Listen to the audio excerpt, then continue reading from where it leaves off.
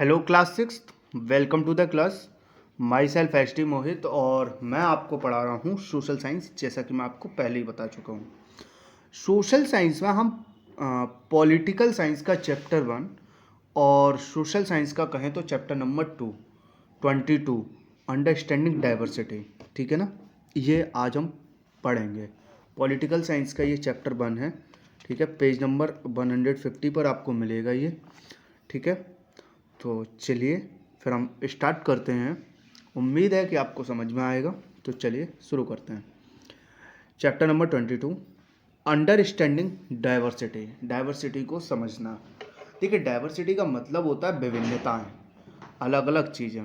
तो चलिए पहले पढ़ते हैं, फिर आपको बताएंगे कि डाइवर्सिटी का कैसे क्या होता है। Our planet has an endless number of people having their specific language and unique traditions. देखिए, हमारी प्लेनेट है अर्थ, ठीक है। हमारे प्लेनेट पर एंडलेस नंबर ऑफ पीपल रहते हैं, कई लोग रहते हैं, कई लाख, कई करोड़, ठीक है। इनकी अलग अलग लैंग्वेज है, इनके अपने अपने कल्चर हैं। तो हमारी प्लेनेट पर एंडलेस नंबर ऑफ पीपल लोग रहते हैं जो अपनी लैंग्वेज और अपने ट्रेडिशन के साथ रहते हैं।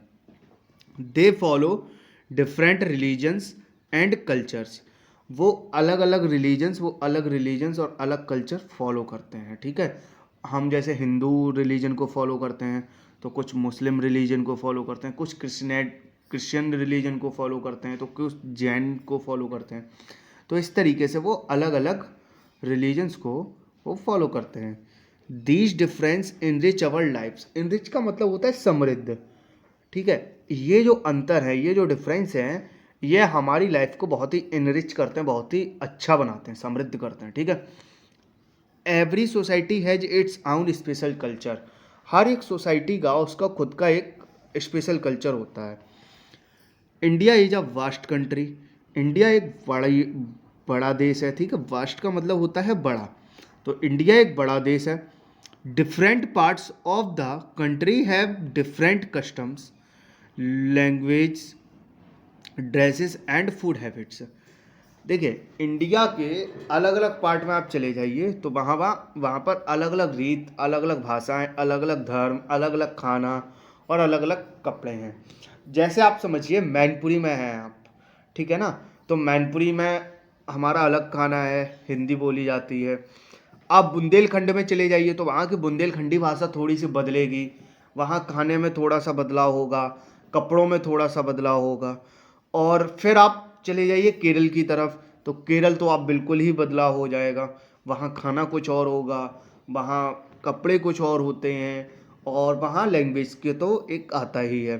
तो इंडिया हमारा इतना बड़ा कंट्री है कि इसके अलग अलग हिस्सों में आप जाएंगे तो आपको अलग अलग चीज़ें मिलेंगी, ठीक है। अलग लैंग्वेज होगी, अलग कस्टम्स होंगे, अलग अलग कॉस्ट्यूम्स होंगी, ड्रेसेस अलग होंगी, फूड हैबिट्स, खाने के हैबिट्स अलग होंगे। अब जैसे छत्तीसगढ़ में मैंने जहाँ तक सुना है वहाँ चावल बहुत खाया जाता है, तो ठीक है ना। तो अलग अलग खाने की हैबिट्स हमें मिलेंगी। People have the freedom to follow any religion. हमारे इंडिया में पीपल को पूरी आज़ादी है, लोगों को पूरी आज़ादी है, वो किसी भी तरीके का कोई भी रिलीजन अपना फॉलो कर सकते हैं। कोई पाबंदी नहीं है कि वो एक ही रिलीजन फॉलो करेंगे, कुछ और होगा। नहीं, हम सेकुलर कंट्री हैं और हमारे यहाँ परमिशन है कि हम कोई भी रिलीजन फॉलो कर सकते हैं। The main religions in India are. जो मैन रिलीजन है इंडिया में वो कौन से हैं? हिंदुज़्म, ठीक है, Islam, Buddhism, Sikhism, Jainism, Christianity Christianity and Zoroastrianism, ठीक है। तो ये आपके मैन रिलीजन्स हैं, ठीक है। They are many common beliefs and customs among all these religions.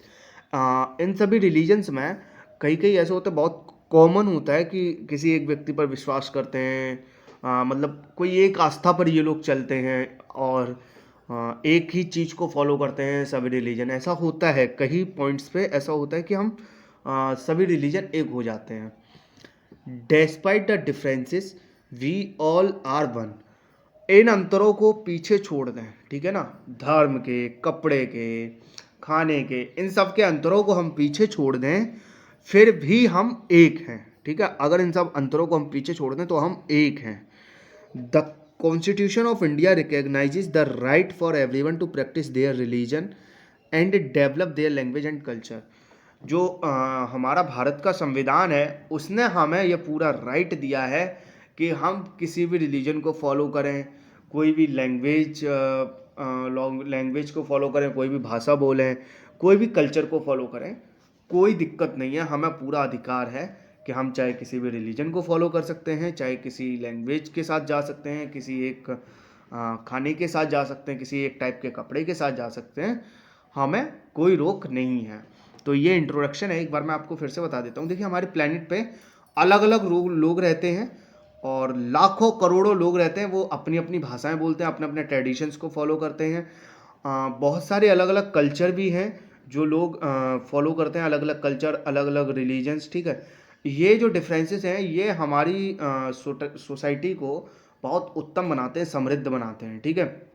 और हर एक सोसाइटी का अलग अलग कल्चर होता है।